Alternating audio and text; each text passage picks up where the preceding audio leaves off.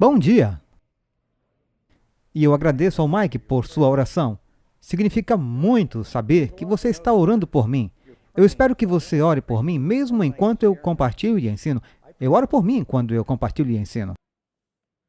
E eu quero dar as boas-vindas aos que estão aqui adorando conosco na igreja de Granite Bay Top.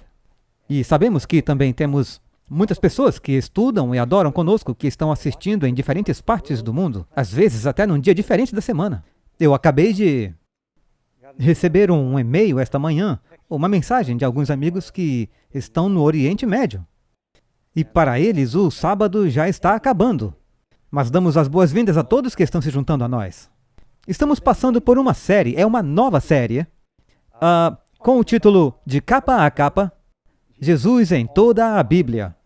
E alguns estão perguntando, Pastor Doug, quanto tempo essa série vai durar? Minha resposta é, eu não sei.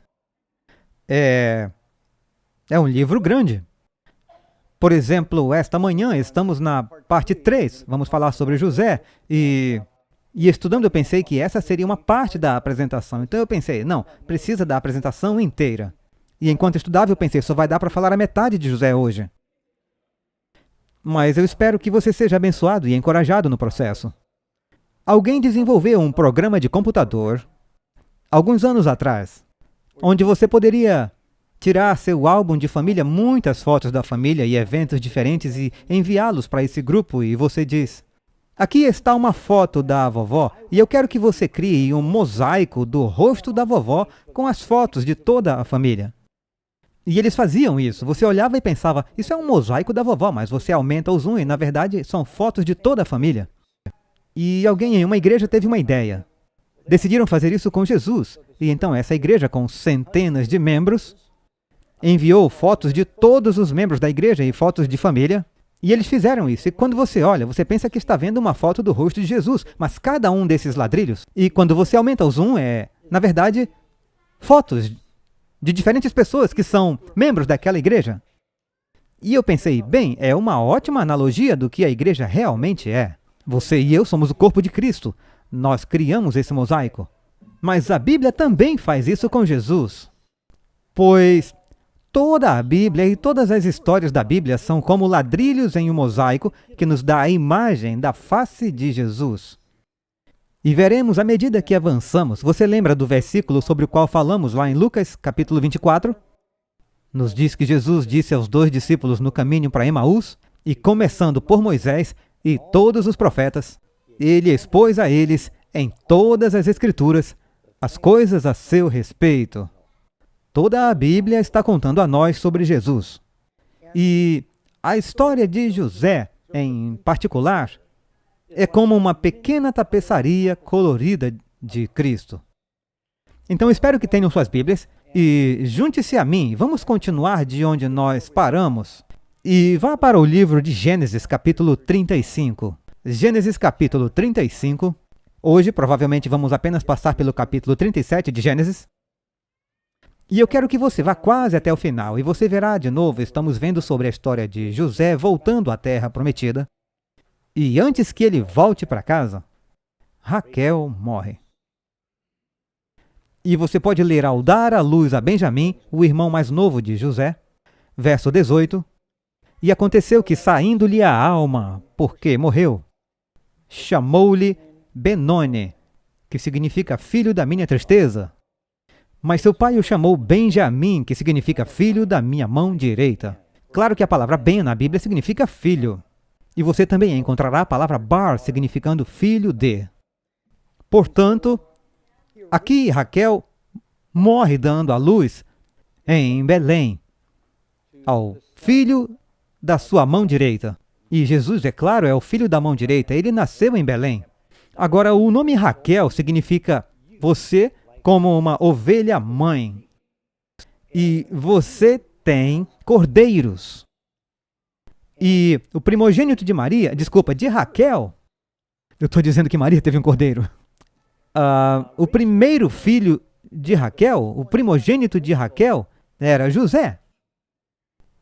E ele é um tipo de Jesus, um dos mais profundos tipos de Jesus na Bíblia. É uma história incrível. Sobre qualquer outra história de José, é tão intrigante, tão incrível, que é melhor do que ficção. Ao redor do mundo você tem milhões, se não bilhões de cristãos, judeus, muçulmanos, que tomam essa história como um fato da antiguidade, mas é um relato incrível. Então, Raquel tem este cordeiro e Raquel morre em Belém. E você pode considerar essa analogia. Agora, por que voltamos ao capítulo 35 de Gênesis? É um dos últimos versos e é um ponto triste, mas é muito importante para a história futura. Se você for ao verso 22, nos diz que: e aconteceu que, habitando Israel naquela terra, bem, Israel estava morando ali, que Ruben é o primogênito, foi Ruben e deitou-se com Bila, concubina de seu pai. Era a empregada de Raquel e tornou-se a mãe substituta para 2 dos filhos de Jacó. Ela era mais jovem que Raquel e Ruben era o primogênito. E eles tiveram uma pequena aventura juntos. E a concubina de seu pai, e ele soube disso. Quando você mora num complexo de barracas, é difícil manter essas coisas em segredo. E isso causou um problema real na família. Naquele momento, Jacó decidiu que não daria a Ruben a bênção do primogênito, porque ele perdeu isso. E isso provavelmente também afetou seu relacionamento com Bila. Mas isso entra na história de José um pouco mais tarde, como veremos. Com isso, vire comigo para o capítulo 37 de Gênesis. E provavelmente é aqui que vamos passar o nosso tempo esta manhã. E vamos procurar e descobrir várias maneiras pelas quais José é um tipo de Jesus. Jacó habitou, verso 1 de Gênesis 37, Jacó habitou na terra onde seu pai era um estrangeiro, na terra de Canaã. E esta é a história de Jacó. É interessante que essa história é a história de Jacó e começa com José, que é o 11º filho. Mas José é o primogênito de Raquel. E qual era a esposa que Jacó queria? Ele só queria uma, mas ele acabou com 4. Ele só queria Raquel. Ele a amou, ele trabalhou por ela. E eles foram enganados. É claro, esse tipo de vingança, porque Jacó tinha feito alguns truques também, hein? E então, quando as 2 irmãs estão tendo problemas para procriar, elas pedem que Jacó faça o que Abraão fez. Sara incitou Abraão, e como Abraão possuiu Agar, então Jacó tomou a Zilpa e Bila, e ele termina com 4 esposas. Mas começa falando de José. Com 17 anos estava alimentando o rebanho com seus irmãos. E o rapaz estava com os filhos de Bila e os filhos de Zilpa.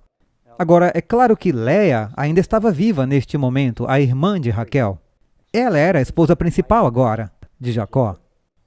E Léia teve 7 filhos. Léia é aquela que foi enterrada com Jacó na caverna de Macpela, junto com Isaac, Rebeca, Abraão e Sara.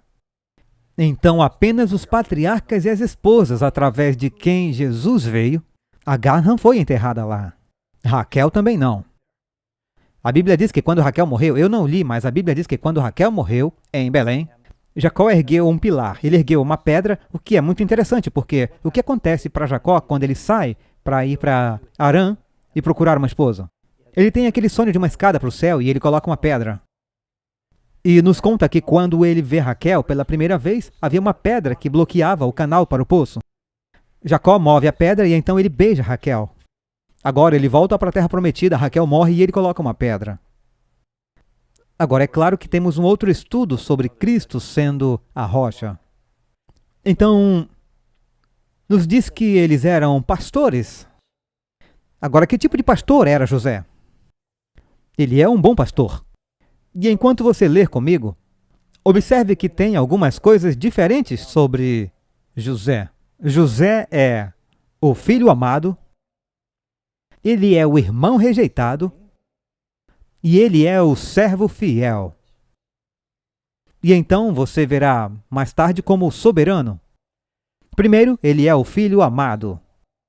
Diz em Gênesis 37, verso 3, e Israel amava José mais do que todos os seus filhos, porque ele era o filho da sua velhice. Também ele fez uma túnica de muitas cores. Agora, não é bom ter favoritismo na família. E isso pode causar divisão. É difícil um professor ter um aluno favorito e não demonstrar favoritismo, embora às vezes eles façam. Quantos de vocês têm irmãos? Achei que a maioria tivesse. Quantos de vocês acham que seus pais tinham um favorito? Deixa eu ver suas mãos. É uma coisa saudável. O que aconteceu com Jacó e Esaú quando Isaac favoreceu Esaú e Raquel favoreceu Jacó? Isso causou alguns problemas. E Jacó deveria ter aprendido com isso, mas agora? E ele deixa claro que não queria, na verdade, ter todas essas esposas, mas ele acabou tendo outros filhos. Mas ele, na verdade, ama José. Agora, Raquel, a Bíblia diz que Raquel era linda. E depois nos diz que José era bonito. Em parte, isso vem dos genes. Mas, então, ele é um menino bonito. E ele é o filho favorito da esposa favorita de Jacó. E ele teve dificuldade em esconder isso. E Jacó decidiu que José é o primogênito da esposa que eu queria. Eu vou dar a ele a herança do primogênito. E como sinal disso, porque ele é o filho amado, ele dá a José este manto de muitas cores. Ele chama manto, chama de túnica, chama de casaco. É uma roupa exterior de muitas cores. E ele não estava usando uma túnica do orgulho gay. Muitas pessoas meio que retratam isso como uma túnica de arco-íris, mas a túnica de José, uma túnica colorida ou algo assim, provavelmente significa que foi bordada com muitas cores diferentes.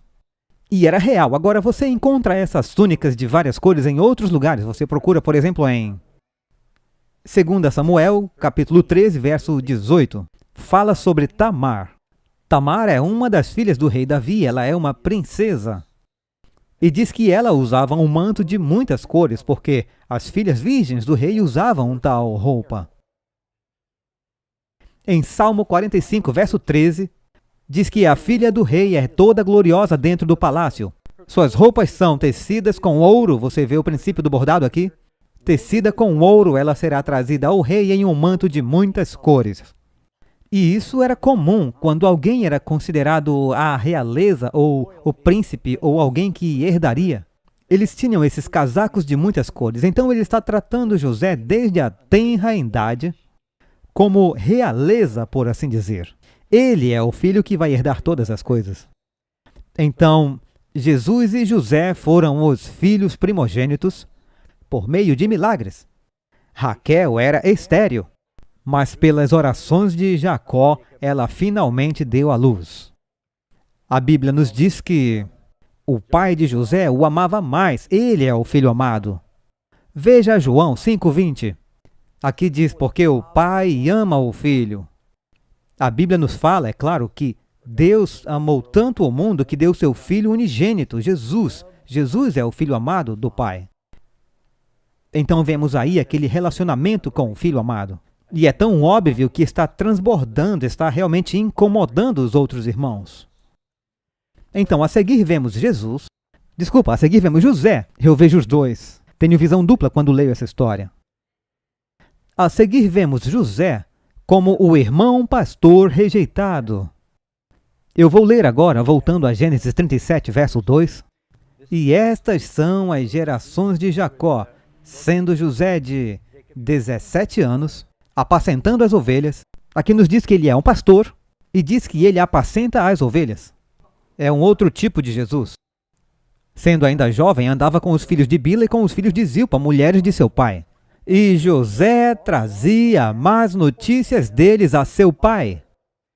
Agora, parece que José é um fofoqueiro, mas na verdade ele está triste com as coisas perversas que eles estão fazendo. E ele está protestando. Por que Caim matou Abel? Abel estava reclamando com seu irmão que ele estava fazendo algo errado. Caim ficou com raiva e matou seu irmão. Por que os líderes religiosos odiavam Jesus e queriam matá-lo? Por causa da maldade de Jesus ou por causa de sua bondade? Veja, o próprio fato de que os irmãos de José estão fazendo coisas perversas significa que eles não são bons pastores. E José é um bom pastor, ele é um tipo de Cristo, um bom pastor. Observe que ele está prestando testemunho ao Pai de suas más ações. João capítulo 7, verso 7, Jesus está falando: o mundo não vos pode odiar, mas ele me odeia a mim, porquanto dele testifico que as tuas obras são más. Era exatamente isso que José fazia. Jesus testificou ao Pai do pecado do mundo, e é claro que ele morreu pelo pecado. Agora, José teve problemas com seus irmãos? Ele teve. Jesus teve problemas com seus irmãos? Teve também. E você pode ler aqui em João capítulo 7, verso 5, pois mesmo seus irmãos não acreditavam nele. Agora, para piorar as coisas, há muita mala na família. Quero dizer, esse homem tem 4 esposas, tem 13 filhos, 12 homens e uma menina. Você pode ler sobre eles mesmo antes de saírem de casa. Raquel roubou os deuses de seu pai. Jacó depois diz para sua família para enterrarem os ídolos e suas joias. A falsa adoração meio que entrou na terra. Então depois os meninos mentiram. Diná dormiu com o filho de Siquém. Amor era o nome dele. E os rapazes enganaram toda a cidade, os homens, para serem circuncidados. Eles entraram, e Simeão e Levi, que eram os irmãos de Diná, filhos de Léa, matam todos os homens e basicamente levam tudo desta cidade. E agora você tem todas as mulheres e os filhos de Siquém fazendo parte dos servos da casa. Então há centenas de servos, muito gado e ovelhas, e tem muita bagagem na família.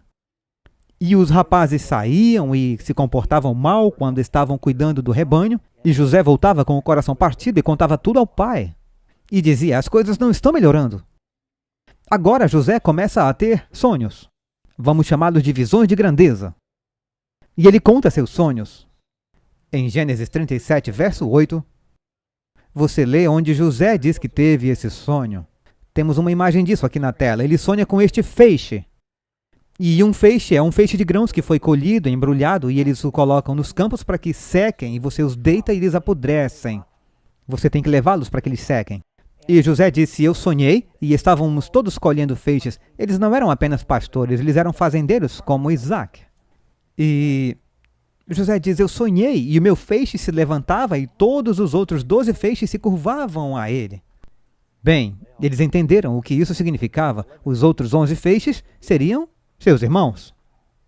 E seu irmão disse: você deve realmente reinar sobre nós? Ou você terá domínio sobre nós? Então eles o odiaram ainda mais por seus sonhos e suas palavras. Eu quero que percebam enquanto lemos isso. Isso não melhora as coisas.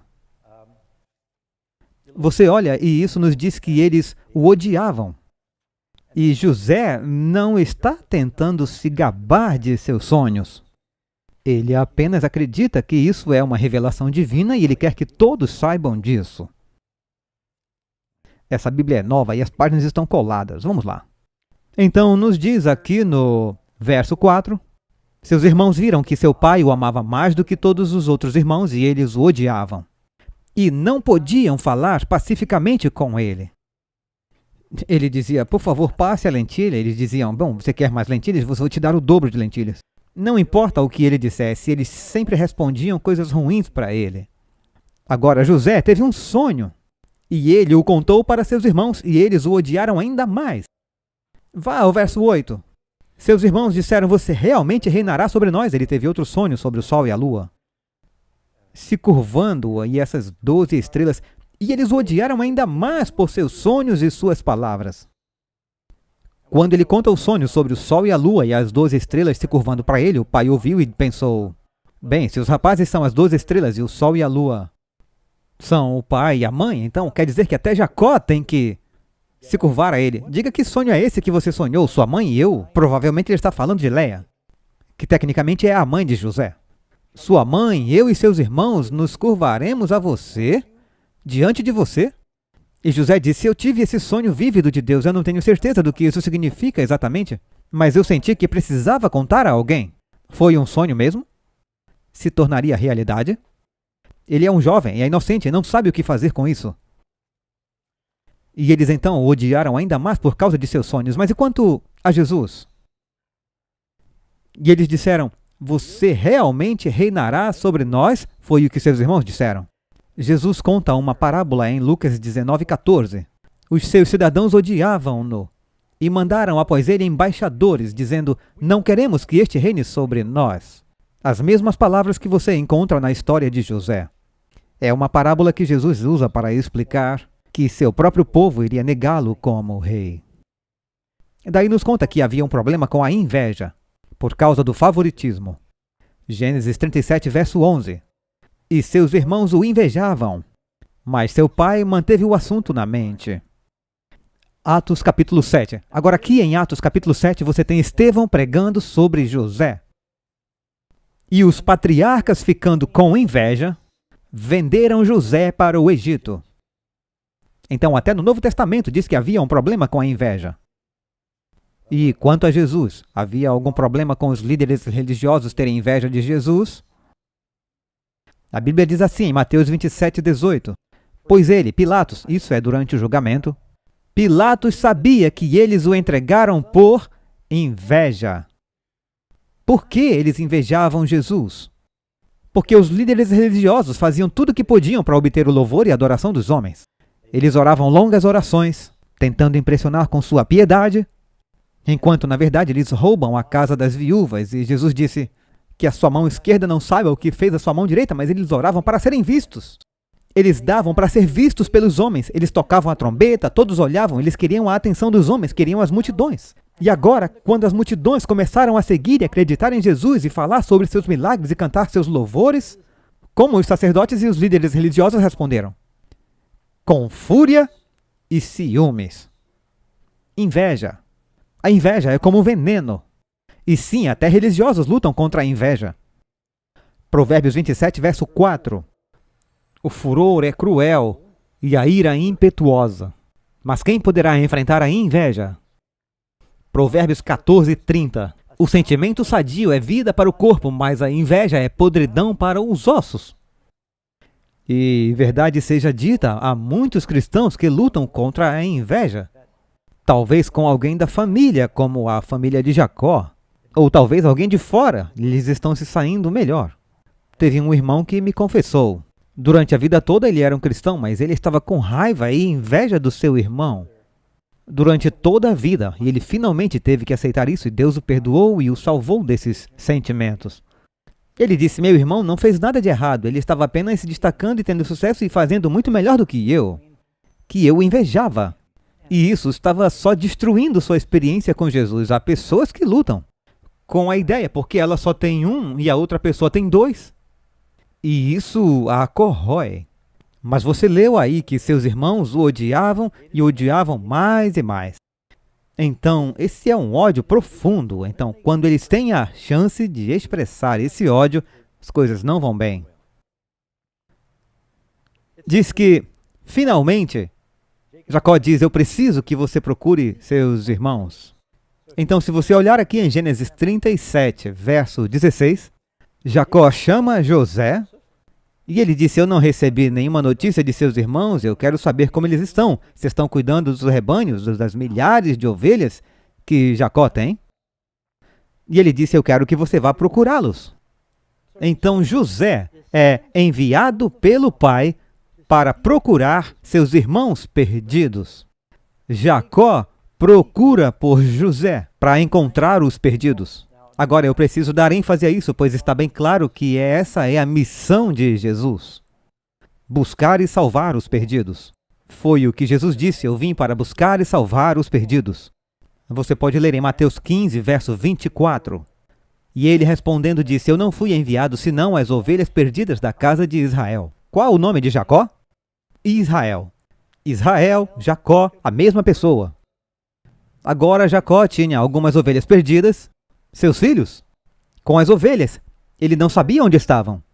Então ele envia o seu filho amado para encontrar seus filhos perdidos. Você vê a história de Jesus na história de José? enviado do Pai. Bem, quando eles o veem chegando, primeiro de tudo, o que acontece? Ele vai para Siquém, onde eles deveriam estar. A propósito, onde Jesus se senta e fala com a mulher no poço, em Siquém. Quando ele se revela e diz, eu sou o Messias, é o mesmo lugar onde José procurava seus irmãos. Ele chega, mas eles não estão lá. Um homem o vê vagando pelos campos. Ele vai e esse homem, que não sabemos quem era esse homem, é só um homem, ele diz, o que você está procurando? Ele diz, os meus irmãos. Tipo, 12 irmãos, milhares de ovelhas, difícil se perder? Ah, sim. Eu os ouvi dizendo que iam para Dotã. Dotã significa 2 poços. Certa vez, na ressurreição, Maria estava procurando por Jesus. E ela disse a um homem, levaram o meu Senhor e eu não sei onde o colocaram. Ele disse, o que você procura? Estou procurando o meu Senhor. E querem saber quem era o homem que orientou José? Onde encontrar seus irmãos? Pode ter sido uma cristofania, talvez um anjo. Pode ter sido apenas um caipira local, não sabemos, mas eu gosto da primeira opção. Procurando por seus irmãos. Quando o veem chegando, ele começa a seguir rumo a Dotã. É um vale. A propósito, é mais tarde na cidade de Dotã, onde Eliseu pede a seus servos que abram os olhos, e ele vê as carruagens e os cavalos de fogo cercando Eliseu e aquela pequena cidade. É um local pequeno, eles tinham alguns poços que foram furados no solo e cisternas. Obviamente, uma das cisternas não tinha águas. Chegaremos já já nisso aí. Então, enquanto José vem das colinas de Siquém, ele está indo para o vale de Dotã. Há colinas ao redor de Dotã, porque a Bíblia nos diz que quando Eliseu teve a visão, e ele diz para os servos abrirem os olhos, diz nas colinas ao redor de Dotã, eles estavam cheios de carros e cavalos de fogo, então é um vale. E eles veem sobre a colina, alguém está vindo. E o brilho da luz do sol neste indivíduo que se aproxima indica que ele tem uma linda túnica. E eles dizem, não, diz que não é verdade. Aí vem o sonhador. José tinha muitos apelidos, a maioria nem podem ser colocados na Bíblia. Disseram, aí vem ele. E o que eles estão pensando? Diz que eles tramam e conspiram. Diz no capítulo 37, versos 18 e 19, antes mesmo de alcançá-los, eles planejam matá-lo. Ali vem o sonhador. Venha agora, vamos matá-lo. Isso não aconteceu com Jesus? Não foram os líderes religiosos que queriam tramar contra e conspirar para matar Jesus? Sim. Você pode ler aqui em Mateus 26, verso 3. Os principais sacerdotes e os escribas e os anciãos do povo reunidos no palácio do sumo sacerdote, que se chama Caifás, e eles conspiraram para levar Jesus astutamente. E eles armaram e conspiraram com Judas para prendê-lo, para matá-lo. E Caifás disse, não percebeis que é melhor um só morrer pelo povo do que perecer a nação inteira? Eles tinham decidido que Jesus devia morrer, que aquilo não podia continuar. Então perceba que tanto José quanto Jesus foram homens, rejeitados por seus irmãos, porque eles queriam a herança. Mas Deus os levantou para serem juízes de seus irmãos, ambos, José e Jesus. Eu estou avançando um pouco, mas eu acho que não estou dando spoiler da história. Quantos lembram quando Jesus contou a parábola sobre os homens perversos e diz que um homem arrenda a sua vinhateira a alguns vinhateiros? E parte do acordo é que ele deveria vir e receber algumas das frutas na época da colheita. E ele envia servos para receberem algumas frutas. Eles espancam seus servos e o expulsam. Os próximos, espancados. Outros, apedrejados. Por fim, o homem diz, vou enviar o meu filho. Vão respeitar o meu filho. Não é assim que respondem. Dizem, este é o herdeiro. A propósito, isso está em Marcos 12, 7. Este é o cordeiro. Venham, vamos matá-lo e a herança será nossa. O que os rapazes pensaram quando viram José chegando? O anjinho do papai. Ele vai herdar tudo. Eis o nosso irmão mais novo e ele vai governar sobre nós. Mas não deu certo com ele, principalmente com todos os sonhos, e ele contando suas maldades ao pai, eles simplesmente o odiavam. Jesus evoca amor ou ódio. Cristo disse, se você não está comigo, você está contra mim. E como suas vidas não eram corretas, eles viram Jesus como um problema real. E porque a vida de José era piedosa, isso fez sua maldade se destacar. Eles não gostaram da ideia de seu irmão mais novo ser tratado como o primogênito. Às vezes, isso realmente deixa as pessoas confusas. A maioria sabe, alguns ouvintes talvez não. Jesus não era o mais velho em sua família. Jesus era o mais novo entre seus irmãos. Há vários motivos para sabermos disso. José, o pai de Jesus, a propósito, havia um José no nascimento de Jesus e outro José na morte de Jesus. Portanto, a vida de Jesus é uma estante entre dois Josés. José de Arimateia vem e o coloca em seu túmulo, e há um José na manjedoura para ajudá-lo a vir ao mundo. Interessante, não? Então José provavelmente foi casado antes de casar com Maria e teve outros filhos. Sabemos que Jesus tinha pelo menos 4 irmãos, que são dados pelo nome, mas lemos que diz que ele tinha irmãs. Não sabemos se pode ter sido pelo menos 2, porque está no plural.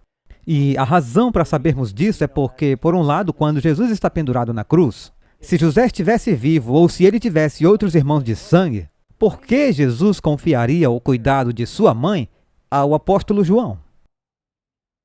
Outra consideração é que José devia ser mais velho que Maria, porque quando Cristo começa o seu ministério, José nunca mais é visto. Na verdade, a última vez que ouvimos falar de José é quando Jesus tem 12 anos. Então José provavelmente teve outra família, e sua primeira esposa morreu. E então ele tomou Maria. Uma outra razão é que se Jesus fosse o primogênito, teria sido considerado uma política muito ruim para ele. Deixar a família, ter um negócio familiar, deixar Maria com todos os seus irmãos e irmãs e sair e se tornar um pregador itinerante, sem renda. O primogênito era responsável por ficar em casa e trabalhar, a parábola dos 2 irmãos. O primogênito fica em casa. Ele cuida de tudo, por isso ele recebe a porção dobrada. Portanto, Jesus também era como José. O caçula, José também ainda tinha Benjamim. Mas incomodava os irmãos, o mais novo, ficar com a herança. Eles disseram, vamos matá-lo e a herança será nossa. Então eles tramam e conspiram. Agora ele vem para os irmãos, com a melhor das intenções. Ele veio para o bem deles, para dizer, eu estou feliz que vocês estão bem, que tudo está bem. Vocês têm algo aí para comer, eu estou com sede e com fome. Mas o que acontece quando ele chega? Ele veio do Pai para o bem deles. Na Bíblia diz que eles o pegaram e o despiram. Gênesis 37, 23. E aconteceu que quando José veio para os seus irmãos, eles desposaram José de sua túnica, a túnica de várias cores que estava sobre ele. A Bíblia diz que o diabo nos despoja. O que houve com aquele homem que caiu nas mãos de ladrões? Diz que eles o roubaram, o espancaram e o despiram. Quando aqueles 7 rapazes tentaram expulsar um demônio, o demônio se apoderou daqueles jovens, os filhos de Seva, e aquele endemoninhado espancou os rapazes, os expulsou da casa feridos e nus. O que houve com Adão e Eva quando eles tiveram um encontro com o diabo no jardim? Ele os despiu de seus mantos de luz. Jesus vem a este mundo e eles tiraram o seu manto, o despiram. Você pode ler em Mateus 27, verso 28. Então os soldados o despiram e, após espancá-lo, disseram, coloquem um manto escarlate sobre ele. Então tiraram o manto sem costura de Jesus e puseram um manto escarlate. Escarlate simboliza o que na Bíblia? Seus pecados sejam como escarlate. Portanto, Jesus carrega nossos pecados. E eles tiraram o manto de José, e observe o que acontece aqui. E eles o jogaram em uma cova. E você pode ler em Gênesis 37, verso 24. Então eles o pegaram e o lançaram em uma cova, e a cova estava vazia. Não havia água nela. Este é um símbolo para sepultura ou tumba. Agora, se você acha que eu estou inventando, olhe Salmo 88, verso 4.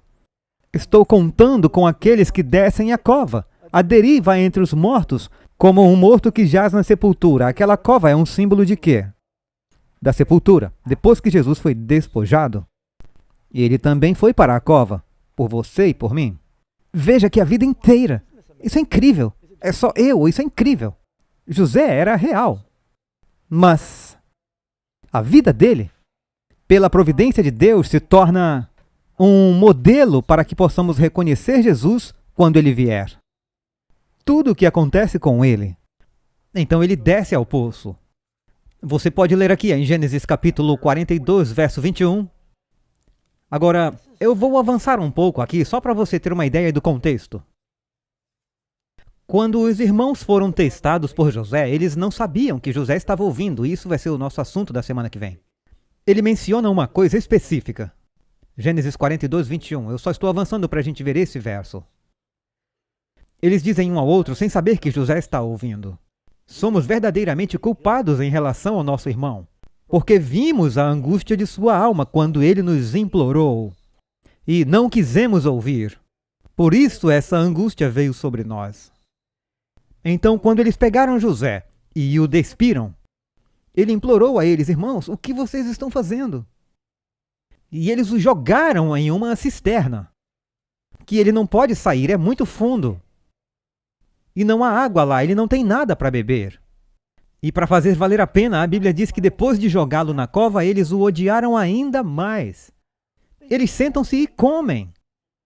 E eles conseguem ouvir sua voz ecoando da cova: Issacar, Judá, Simeão, me salvem, não vão embora, isso não é engraçado, não me deixe aqui, estou com fome e com sede. Desculpem, por favor, me perdoem, eu não queria ter dito nada sobre sonhos, Deus me deu um sonho e eu não quero causar problemas. E os irmãos, simplesmente tão insensíveis que eles se sentam para comer. Não é incrível que os líderes religiosos colocaram Jesus na cruz e depois foram para casa para comer uma refeição cerimonial? Eles queriam ter certeza de que ele morreu antes do sábado começar. Na verdade, eles foram para casa guardar o sábado depois de matar o Salvador. Portanto, ninguém é salvo por guardar o sábado, é? Os assassinos de Jesus guardavam o sábado. Eu acredito na guarda do sábado. E eles também dizimavam, e eu creio no dízimo. E eles também oravam, e eu creio na oração. Então, só porque fizeram essas coisas, eu espero que você entenda, são coisas boas. Mas faziam pelo motivo errado. Então, isso nos diz quando você olha para aquele outro verso em Gênesis 42, onde José estava lá na cova chorando e clamando e implorando. Não façam isso comigo. Mas a coisa fica ainda pior. Em Gênesis 37, verso 25, e eles sentaram para comer. E levantaram os olhos, e enquanto estavam comendo, havia uma companhia de ismaelitas vindo de Gileade. Esses são os descendentes de Ismael, o irmão de Isaque, o avô de José, ou bisavô de José. Sim. E diz que eles veem eles vindo e eles se tornam viajantes do deserto, negociadores. E eles estão vindo de Gileade. Isso fica ao redor do sudeste da Galileia. Onde foi o ministério de Jesus?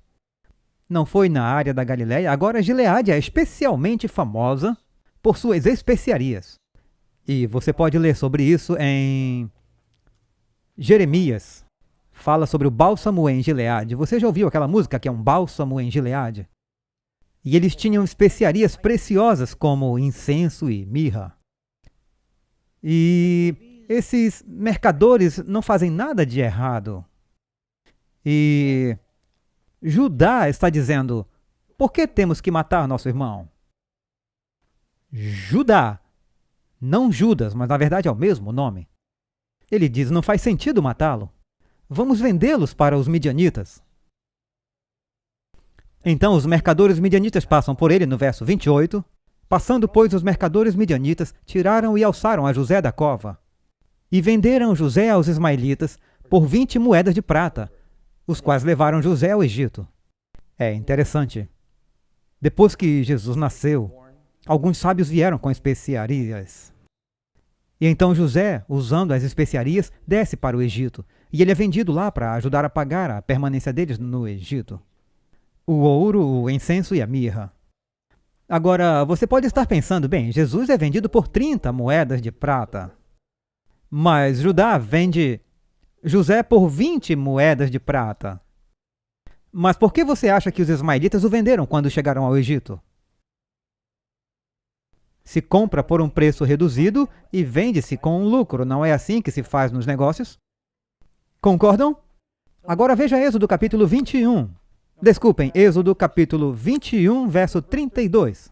Se o boi escornear um servo ou uma serva, dá-se-á 30 siclos de prata ao seu senhor. Esse era o preço de um servo. Então, quando eles levam José para baixo com as especiarias e a mirra, vindos da Galileia, e eles o venderam com um lucro provavelmente de 30 moedas de prata, e é Judá que sugere. Judá, em grego, é Judas, o mesmo nome. Quem acaba vendendo Jesus por 30 moedas de prata. Agora, o que fizeram ao vender seu irmão como escravo é uma ofensa capital. Você lê em Êxodo 21, verso 16, aquele que sequestrar um homem e o vender, ou se for encontrado em suas mãos, certamente será morto. Todos nós pecamos contra Jesus, e o salário do pecado é o quê? A morte. Somos todos responsáveis por seu sangue. Só considere isso. Aqui ele é traído pelos 12 a conselho de Judá. Vendido pelo preço de um escravo, por prata, poderia ser outra moeda. Jesus é vendido por prata, entregue aos gentios, sob a influência de seus discípulos, principalmente seu discípulo Judas. Agora, você lê que quando Rúben vem até a cova, Rúben não estava lá quando isso aconteceu. Ele voltou à cova para ajudar a libertar José e ele não está lá. Ele rasgou suas roupas. A Bíblia nos diz que quando Cristo foi julgado, o sumo sacerdote rasgou suas roupas. Rúben era o primogênito, ele era o responsável mais ou menos como um sumo sacerdote naquela época quando eles estavam fora da cidade. E agora eles têm que encobrir seu terrível pecado. E diz que quando eles flagelaram Jesus, eles o deixaram para ser crucificado.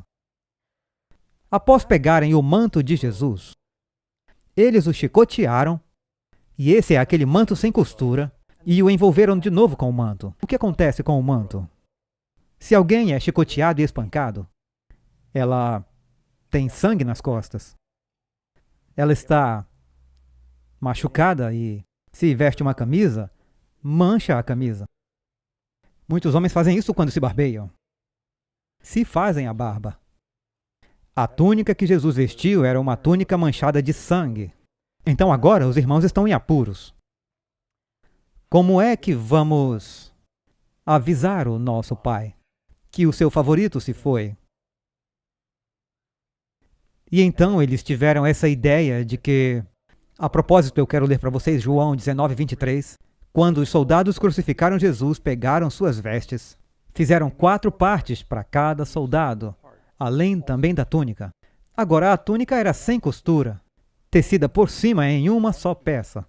E disseram entre si, não a rasguemos, mas lancemos sorte sobre ela, de quem será? Para que se cumprisse a escritura, que diz, repartiram entre si as minhas vestes, e sobre a minha túnica lançaram sortes. Observe aqui o que acontece com a roupa de José. Então pegaram a túnica de José, e mataram um cabrito do rebanho, e mergulharam a túnica no sangue, e enviaram a túnica de muitas cores e trouxeram para o pai. Eles sequer foram pessoalmente, eles enviaram por um mensageiro. E ele diz, encontramos isso. Nós encontramos essa túnica e eram seus irmãos. Reconhece agora se essa é ou não a túnica de teu filho. E é claro que Jacó reconheceu. E ele diz, é a túnica de meu filho. Uma fera selvagem, chamada pecado, o devorou. Certamente José foi despedaçado. Então Jacó rasgou suas vestes e pôs panos de saco sobre seus lombos e lamentou por seu filho muitos dias. Agora perceba uma coisa. O sangue do cordeiro é usado para representar o sangue do filho. Nos primeiros 4.000 anos da história da igreja, até Jesus morrer na cruz, sempre que eles sacrificavam o sangue de um cabrito ou um cordeiro, o que aquele sangue representava? Quando o pai viu aquele sangue, ele viu o sangue de seu filho. Quando trouxeram aquele manto manchado de sangue para Jacó, era só o sangue de uma cabra, mas ele viu o sangue de seu filho. Então todas aquelas pessoas no Antigo Testamento que são salvas pelo sangue do filho, pois o pai viu o sangue do filho naqueles sacrifícios. Faz sentido? Como que os irmãos cobriram seu pecado? Eles apresentam ao pai uma túnica manchada de sangue. Como o nosso pecado é coberto? Nós reivindicamos o manto da justiça de Cristo. É aquele manto manchado de sangue. Só tem uma coisa que Jesus deixa para trás. Ele deixa para trás um manto manchado de sangue. E é a única coisa terrena que conhecemos que permaneceu intacta. Eu me lembro, anos atrás, eu estava nas Filipinas, fazendo uma reunião evangelística. Karen estava a caminho para se juntar a mim. Alguns de vocês conhecem essa história. E nós recebemos a pior notícia que um pai poderia receber. A de que o nosso filho mais velho teve um acidente com uma escavadeira. Operando a escavadeira, ela rolou e eles não colocaram a gaiola nela. E ele ficou gravemente ferido. Em seguida, recebemos um segundo telefonema. Ele foi para o hospital, mas não sobreviveu à cirurgia. Não conseguiram parar o sangramento em seu fígado. E receber essa notícia, quando você está bem longe, e Karen acabava de sair do avião e eu tive que lhe contar. E voamos para as Filipinas e apanhamos outro avião no país, onde passavam por um conflito sobre quem era o presidente. O aeroporto estava bloqueado com poucos voos. Por milagre conseguimos voltar. E depois de voltar, eu disse a Karen, eu vou ver as crianças imediatamente. Eu não passei nenhuma noite. Eu dirigi até Kovalev, onde o acidente ocorreu. E na manhã seguinte eu fui ver os amigos dele e com quem ele estava trabalhando. E lá estava a escavadeira. E eu vi o sangue do meu filho. Foi quando aquilo realmente me atingiu. E Deus me livre. E eu li a história de Jacó e eu acho que faz mais sentido para mim do que para alguns, porque eu sei como ele se sentiu quando ele olhou para o sangue do seu filho e sabia que ele tinha partido. Agora, para pensar, o que Jacó diria? Olha, para salvar toda a minha família, eu precisava dessa experiência. Provavelmente ele diria isso. O quanto ele amava José. Pelo sofrimento de José, todo Israel está salvo. Entenderemos isso na semana que vem. Pelo sofrimento de Jesus, toda a raça humana que quer ser salva é salva. Tudo através do Pai olhando para aquele manto manchado de sangue. Agora, amigos, acreditem ou não, essa é uma história milagrosa. E nos fala sobre Jesus, e nos fala sobre o plano da salvação, nos fala sobre como o Pai amou o Filho, e o Pai sofreu para que fôssemos perdoados. E Jesus derramou seu sangue por nós. E José, na verdade, derramou o sangue de uma cabra, mas é um símbolo do sangue de Cristo. E Jesus derramou seu sangue para que você possa ser perdoado, para que ele possa salvá-lo daquela besta maligna, o diabo. E a única maneira de ser liberto de seus pecados e do inimigo é pela fé nesse amor, nesse sangue. Eu me pergunto se você já tomou uma decisão, ou você já tomou antes. Você tem que renovar essa decisão para dizer: eu quero o sangue do Cordeiro, eu quero meus pecados cobertos. Eu espero que você possa ver o plano da salvação refletido na história de José. E é muito real. Eu não sei se você já tomou uma decisão antes, mas se você nunca fez isso, eu o encorajo a fazer isso agora. Ou talvez você queira renovar essa decisão. Na verdade, você pode apenas baixar a cabeça e fechar os olhos agora, onde você está. E eu quero perguntar a você, se o Espírito Santo falou com você hoje e você reconhece que precisa voltar para Jesus, ou se render totalmente a Ele pela primeira vez agora, levante suas mãos na presença dEle e diga: Senhor, eu preciso tomar essa decisão. Eu sei que Tu me amas. Ele quer te salvar dos seus pecados. Jesus veio, como José, para buscar e salvar os perdidos. Mas alguém está querendo tomar essa decisão? Só levante a mão diante do Senhor e diga: Senhor, esta é minha oração. Pai Celestial, Senhor, nós acreditamos que vimos um reflexo de Jesus nessa história incrível de José. Nós vimos como o mundo tratou o teu filho. Eles o odiaram. Nós vemos a bondade de Jesus. Ele é o bom pastor, o filho amado, o enviado do Pai.